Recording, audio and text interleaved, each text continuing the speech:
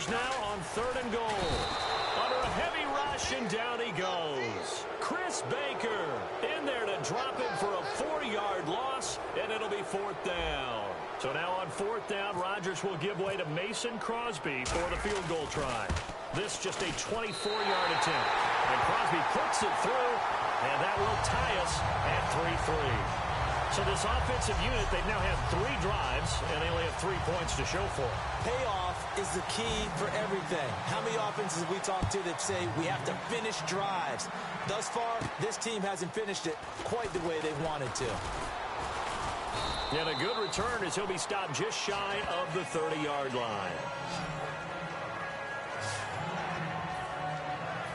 A look at Washington as they come onto the field. And they had 3 points last time, but they didn't want 3 points because they were well within range of scoring a touchdown. We'll see if they can do better now. I'm with you on that one. Let's just go ahead and be frank about the whole thing. The only one happy about the 3-point kicker. Exactly. You put it through the post. That's going to help him in contract time. But that offense, they're thinking, let's get it. Touchdown, Washington.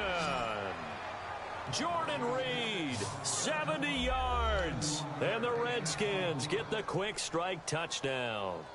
When they drew that up, I don't think they envisioned it ending in a house call, but he got it and took it all the way home. Really impressive run after the catch, wasn't it? That was really special by him. But let's face it, in today's NFL, those tight ends are often former wide receivers or maybe even sometimes bigger running backs. They just put them in a position to get a great matchup and make plays like that. And he'll get it up past the 20 to the 22-yard line.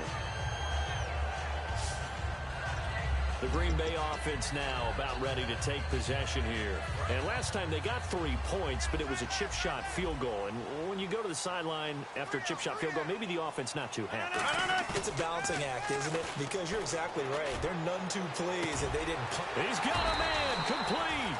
An excellent pickup of 34 yards. Today's receivers in the NFL, they're the complete package nowadays. We know they can run, we know they can catch, but they have those big frames now. So oftentimes they just out-physical guys downfield and go up and catch the football.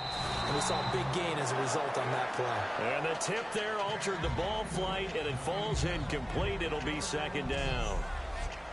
Well, we're not playing 3 yards in a cloud of dust football anymore. I kind of get why those old school coaches sometimes didn't want to throw the football. Because if it's popped up in the air, it almost turns into slow motion. And both sides trying to get to the football, and you're holding your breath wondering whether it's going to go good or bad for your team.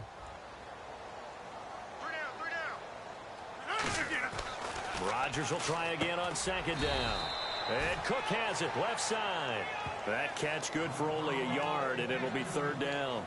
Well, the strategy was evident there. Get it to your tight end and make it a one-on-one play with a cornerback. Who's usually going to win that one? The tight end, but not there. Not in this situation. How about the corner defeating that logic and making a really nice tackle? They get 7 there, but it brings up 4th. That throw has to be a quarterback's dream, doesn't it? Big tight end, curling in the middle of the field, so it's great sight lines for him. And when they show their numbers back to the quarterback, when they sit down right there, that should be pitch and catch. Would have been right at about a 52-yard field goal try, but no, they are going to go for this thing on 4th down.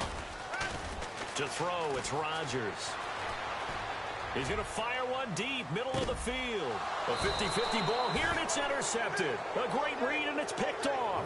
And a big turnover there as his guys will get the football back.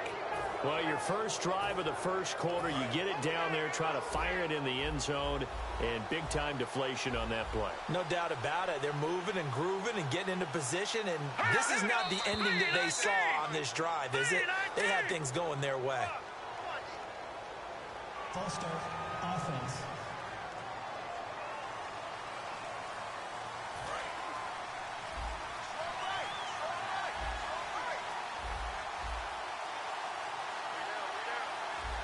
They come out here in the eye.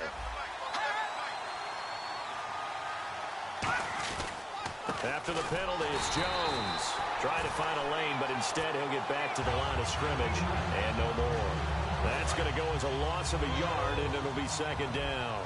The defense won that play so fast that I think if the running back even had time to notice if anyone was there, it was just a blink of an eye, and there was a loss on the play. And he'll take this up only to about his 18-yard line. They'll get 4 back there on the run, but now they're looking up at a 3rd and 12 situation.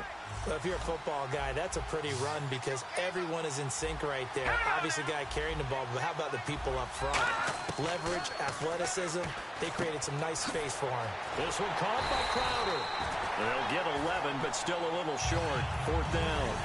A short game that doesn't get them the first down brings up a 4th down situation. Really nice job defensively. They knew where the sticks were. They got the stop before it. He gets this one away, and boy, it's another boomer. Here's Hyde. A big kick there. We'll call it 56 yards on the punt. And the Packer drive will start from deep in their own territory with a 1st and 10. And Green Bay getting ready to go as they take the field. Looked like they had something going last drive. Then the interception happened. Will they recover? The memory they need to keep with them is that they did have something going. They were moving the ball on offense, had a nice sequence going. Don't worry about the other part. You can't get that back. Let's go back to what you were doing well before. I thought you were going to say they need to have no memory, but remember the good part, forget the bad. I like that even better.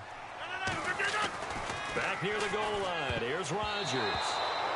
Jared Cook, the tight end, was the target. And it's 3rd down. Well, he just threw an interception last drive. Nearly another pick. And things aren't very even right now, are they? It's a little bit sloppy out there, isn't it? It's kind of the difference between driving on those paved roads and those country roads that have those potholes in them, isn't it? 'Cause that's the way this game's going right now. A lot of bouncy bounce to it. You spent some time on some Tennessee country roads. I certainly have. Plenty of family back there. God love them.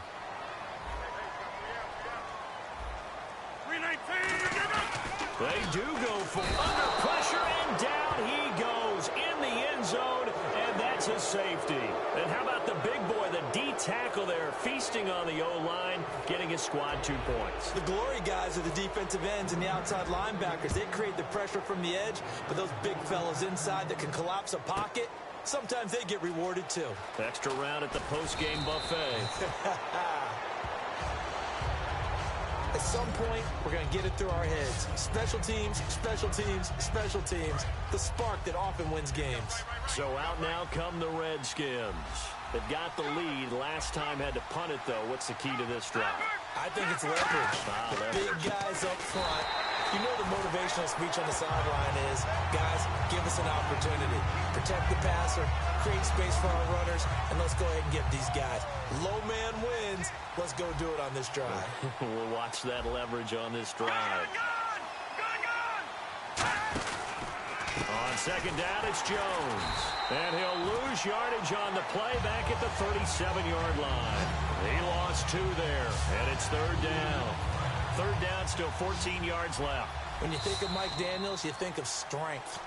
Hard to knock off the football, but surprising quickness and ability to move and evade people. How about that play there? Well, he can squat 600 pounds, so that's how he caught people's attention coming into the league, and he caught our attention right there.